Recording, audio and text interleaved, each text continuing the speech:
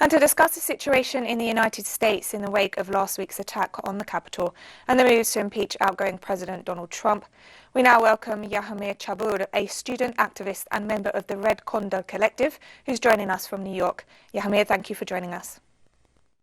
It's good to be here. Pleasure to be here on teleSUR on this lovely night. What can you tell us about the reaction to last Wednesday's events among progressive forces in the United States? Well, right now, as far as progressive forces or the people, there's a lot of looking at the institutional crisis that's happening within the United States because of last Wednesday's events of the assault on the Capitol by Trump's, I guess you could call them fascist brown shirts, like back in the era of Mussolini in Italy. Last week on the Capitol, people are still processing about what occurred. And this type of terror that the public within the United States saw is like a case of the chickens coming home to roost, just for the fact that this attempted coup and fascist insurrection is what the United States has done worldwide, historically, within the third world, whether it be Iran or Chile or the Dominican Republic, or recently Venezuela or Bolivia with the ouster of Evo Morales. So as of right now, the people are seeing how Donald Trump, even though he lost the election, he has been able to build a base through his presidential years, and it has consolidated within a movement, a very right-wing movement and fascistic movement. And given the upset that you mentioned that was caused by the storming of the Capitol among the US political establishment, do you think that there is a real chance that Trump will be impeached, especially when there are just 9 days left until the end of his term in office? I mean, he has a lot of cases on him. It's not even just about his actions last week in the Capitol, where he motivated his supporters to storm the Capitol. Him saying "Save America" while he went to the White House, as well as his actions during the last year, 2020, with the pandemic, as far as having the high rates of death by COVID-19, the high rates of unemployment, and as well as how he behaved during the uprising for Black Lives Matter against the brutal killing of George Floyd. So Trump has a lot against him at this hour.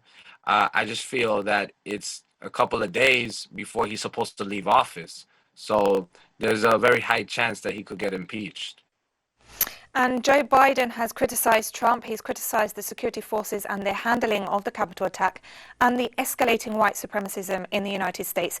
Do you think Biden will be able to make any major impact on the increasing and serious division within US society?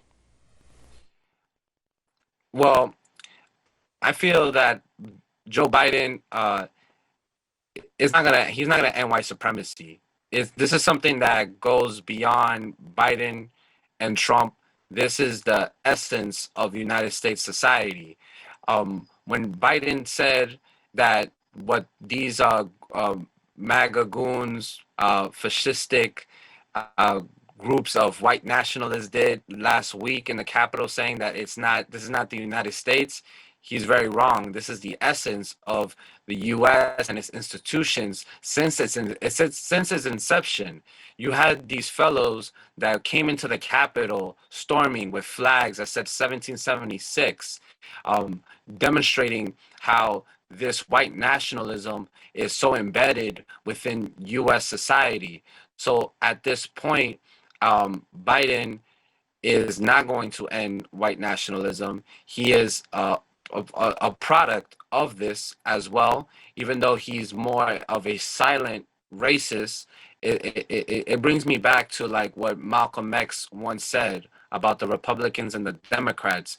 It doesn't matter whether it's the Republicans or the Democrats, because you have the Republicans who are the wolves and the Democrats who are the foxes.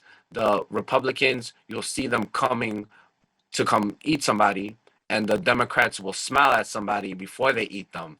So I do not feel that white supremacy will end under Biden. And as far as that, Trump's movement has shown what we have to look forward to when Biden gets inaugurated. As of right now, the FBI has come out with a informant saying about how there are these armed groups of men who are planning to march in 50 states' capital following Biden's inauguration.